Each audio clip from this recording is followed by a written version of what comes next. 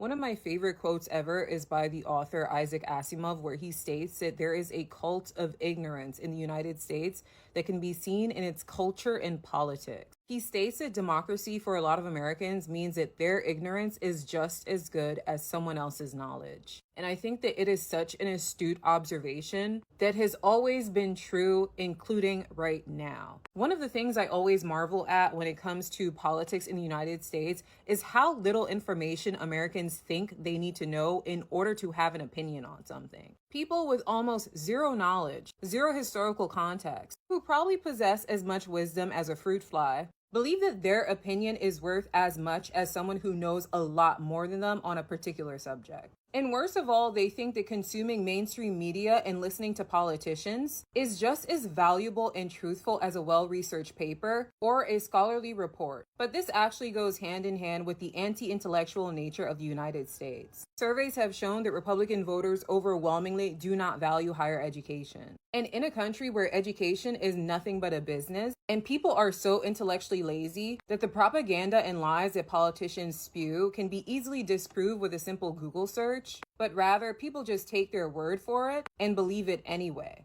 And the truth of the matter is that a lot of Americans don't actually mind being ignorant. They will accept what politicians tell them and forego the warnings of scientists if it means making more time for their brunches and their football games.